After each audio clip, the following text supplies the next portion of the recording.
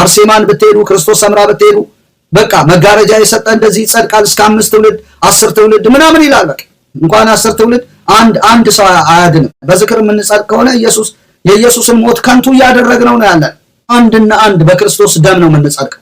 መጽሐፍ ቅዱስ አይመሰክርላቸው ምንም የገባው ቃል የለም። እሷ ቀድማ ነው የሞተችው፣ ዮሐንስ ቀጥሎ ነው የሞተው ይጽፍልን ነበር ስለ ማርያም። አራቱም ወንጌል ብትፈትሹ ከኢየሱስ ውጪ ትንፍሽ አላሉ። ማርያም በጎልጎታ ጸለየች፣ እንደዚህ ያለች፣ ምሕረት ተሰጣት፣ ቃል ኪዳን ውሸት የቱ ጋር ቢሰጣት ኖሮ እኮ ወንጌሉ ላይ ይጽፍልን ነበር እነ ዮሐንስ የቀሙ እንግዲህ ዮሐንስ ወደ ቤት ወሰዳት ይላል ይጽፍልን ነበር፣ አልጻፈም። አካባዬ ፍሬሚን ገላታኬን ሂማ ጃለለኬ Nageenyi fi jaalalli Waaqayyoo isiniif haa baay'atu hordoftoota chaanaalii keenya Doogimaa Tuubii. Hundumti keessan akkam jirtu, akkam yoo nageessanii akkamiin turtanii yoona akka geenyuuf kan nuuf eeyyame dhugumatti eeyyama Waaqayyoo ta'ee sa'aatii qabnu irratti yeroo kana ida'ee kan nuuf kenne Waaqayyoof galanni haa ta'u. Qulqulloota raajota Waaqayyootiif galanni ulfinni haa ta'u jechuun barbaada.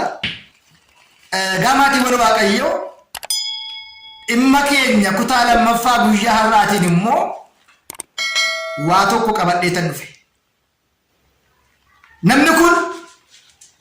Namni viidiyoo irratti ilaaltan kun qoobii isaa gaariidha, luboota mana kiristaanaa fakkaata, fannoon morma isaa gaariidha, namoota mana kiristaanaa yookiin immoo tajaajiltoota ortodoksii hordoftoota ortodoksii tawaahidoo fakkaata. haa ta'u malee garuu namni kun nama keenya miti. Kana gaafan isiniin jedhu isa hidda lakkaan isa qomoo lakkaan miti. Inni kan inni haasa'aa jiru afaan Amaariffaatiin. Yeroo tokko seenaa tokko isinitti himaa.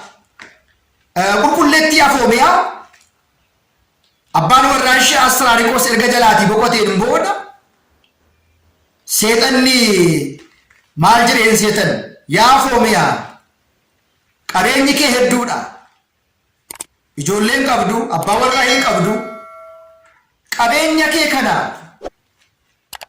kan dhaalu booda waan barbaachisuudhaaf maaliif abbaa warraa biraa erga abbaan warraa kee jalqabaa dhufe maaliif hin heerumtuu ittiin jedhe. Maal jettee yaa abbaa isin uffannoon keessan gaariidha, qoobiin keessan gaariidha, luba fakkaata, monoksii fakkaata, dubbiin keessan garuu xuraawaadha, harfaadha ittiin jedhe. Namni kun qulqullootaatiif waadaan galame hin jiru. Yaadannoo yookiin immoo zikiriin qulqullootaa erga nama fayyisee Waaqayyoon du'uunsaa maaliifidha? Waa'ee Maariyaamiis araarsummaa ishee, waa'ee Arseemaas, waa'ee Yohaannisis kan dubbatu hin jiru. Yaadannoon isaanii hin jiru jedha. Jalqaba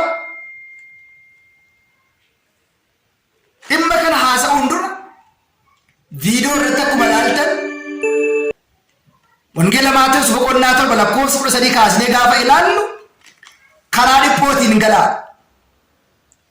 Karaan gara badiinsaatti nama geessu bal'aadha. Karaa dhiphaa sanarra immoo kan deddeebi'an namoota muraasaa jedha. Yeroo sana warra filame illee hanga nama wongorsiisutti qaqqabu. Wangeela Maatewos boqonnaa 7 kaasnee gaafa dubbistan Yesuus asiin jira, achiin jira, gammoojjii jira yoo isin jedhan hin amanina, duukaa hin bu'inaa jedha. Duukaa hin bu'inaa, faana hin deeminaa, hin hordofinaa jedha. Samiirraa ibiddallee hanga buusu dinqii hedduu amma raawwachuutti qaqqabu. Kun immoo dinqii miti jedhe. Mee kabajni qulqullootaa kabaja eenyuuti? Ulfinni qulqullootaa ulfina eenyuuti? Qulqullootaan kabajuun keenya ulfina Waaqayyoo dhowwuu keenya.